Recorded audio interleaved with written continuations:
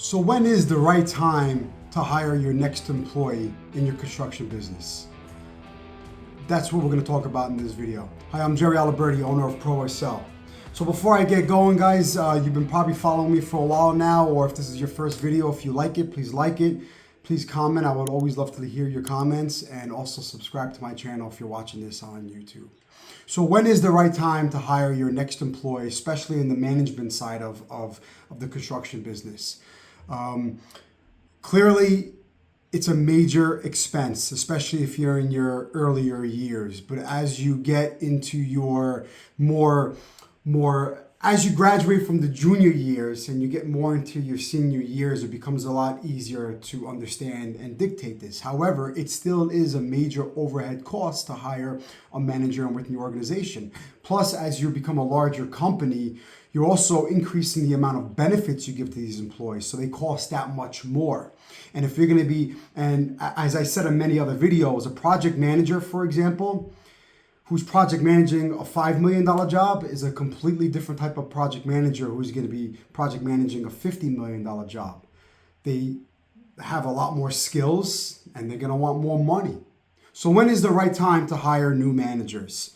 One, the most obvious, consistent work backlog.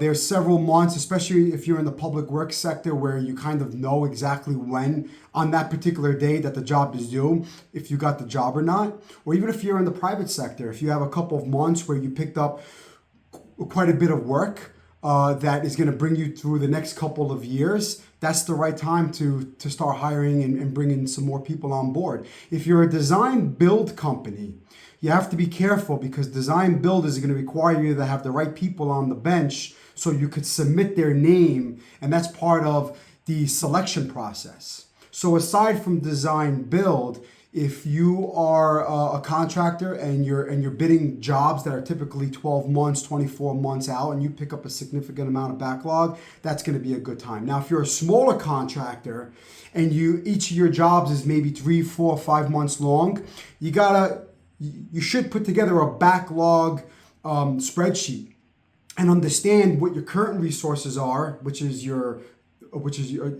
current management, versus what you're going to need. Can you move them around from job to job a little bit? So it's a little bit of a gray area, but if you're a larger contractor and you're bidding 12, 24, 36 month jobs, it becomes a lot easier to understand that. Next is capacity issues are causing delays. So basically you are picking up more work, you're not hiring, and you're starting to realize that your staff is being stretched way too thin. People are maybe starting to complain a lot more, maybe taking some more vacations, which they're certainly entitled for that.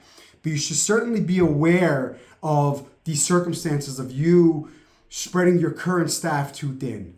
That's a good time when you start bringing on more management staff. And this ties into the first one, your consistent work backlog. Next is you're missing opportunities because of limited resources, right? There's a lot of contractors out there who don't want to bid specific work because they know that they don't have the resources. Well, if you're looking to grow aggressively, especially, and that is a great opportunity for you to get to that next revenue goal that you want to get to, then don't be scared to go after that job and hire someone from a recruiter or maybe from another company, and then shuffle around your manpower a little bit. You don't want to put a brand new person within a brand new employee in your company and have them run their first job right out the door. That I've seen that, I've experienced that firsthand, and it's a terrible, terrible idea. Okay, so you're missing opportunities because of the lack of resources. Go after those opportunities if it fits your vision, if it fits your strategy to get you to your growth goals. And then having more work, having more backlog is a great problem to have. I would rather see you have more backlog than less backlog. So don't miss opportunities don't miss any opportunities because of the lack of limited resources. Increased overtime and employee burnout. So you find yourself working a lot more overtime on projects. This is probably more focused for the labor side of the equation. You're pushing your guys to more overtime and weekends, whatever it may be. You're seeing some burnout in your employees, and you're realizing, you know what, I need more staff on my jobs because these guys can't be working, or gals can't be working 12-hour shifts every single day. That's not sustainable. So after a certain point, if it's a week, 2 weeks, it's one thing. But if you find yourself going week after week after week, it's a great indicator to start adding some more labor.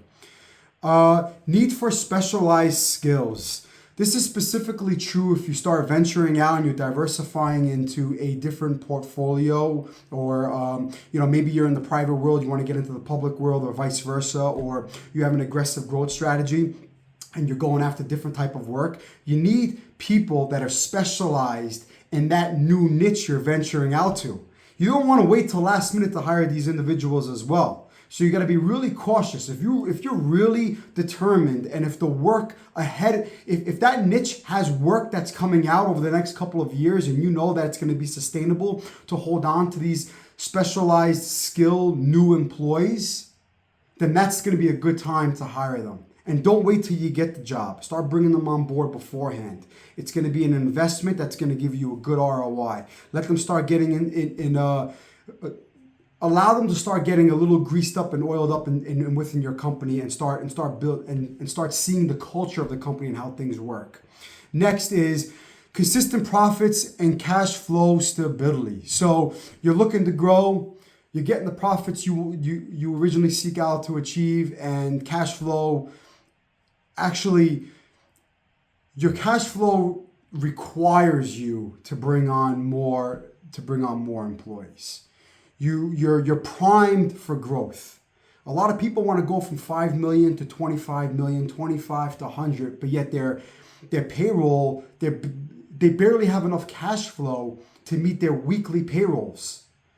If you have good profits and you have good cash flow and you have aggressive growth plans, as people become available, you should start bringing them on board, because good, skilled, quality people are very hard to find.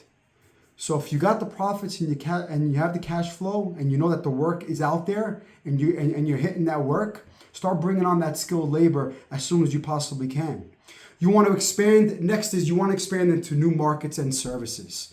So obviously, when you expand into a new geographical area, I highly advise you don't hire people solely in that area. Yeah, you're going to want to hire people in that area, but you want to take the people that you were already nurtured throughout the years, and you built that leadership into them, and you built that skill for them, and you help them build that leadership skill, and you want to relocate them to a new geographical area. Of course, this is a very big decision, so you want to have that conversation well in advance. But when you expand into new markets, you want to bring people that you already have within the organization you nurtured, and then and then at that point, you hire more people in that particular geographical area. It's an investment. It's going to take a little time. You're not going to cash flow in that new area right out the door. It's going to take some time. So understand that. Your current team is unable to focus on strategic growth. This is more along the lines of a COO. I have another video for that as well, right? So you're growing. The owner is hiring more PMs, more supers, more estimators, more foremen. The owner needs to be able to step out of the business. You need to respect that chain of command of leadership that you implemented. And now you're at the point where you're focusing solely on your backlog and your strategic growth plans, but yet you still find yourself really getting bogged down into the day-to-day operations. At that point, you got to consider a project executive, a senior project manager, or a COO. At that point, when you feel like you're not focusing on that backlog and business development, that's when it might be a good time, as long as you have the backlog, because this person is going to be an expensive person, then that's when you hire that new senior role. Next is repeated requests for help from current employees. So this kind of brings in a lot of the other topics that I spoke about. I worked for a lot of major companies as well, and now I speak to companies all the time. And when I speak to their employees, they're really stretched out. They're consistently telling their bosses that they could be doing better if they had that assistant super or that assistant PM, or maybe, you know, there's like, if you're an infrastructure construction company and you're working days and nights, if you have one super on that job and you're having them stay on the phone at night while they should be sleeping to rest for the next day, you're going to burn them out. You got to understand at what point you got to bring on that assistant to help out the other leadership role that you have. So I think this last tip falls more in the assistant to super, assistant to PM, or maybe a junior estimator. If you have aggressive expansion goals and you want to grow and you're on a project that needs to move and has a really tight schedule, for example, your management can only do so much. So if they're consistently begging you for help, as long as, you know, you have to do your due diligence as well, and you have to understand the cash flow of your company as well, as long as the company can bring on that extra person, then at that point I would say that it's probably the best time to start hiring an assistant. So guys, I hope you enjoyed this video, and I would love to hear your thoughts.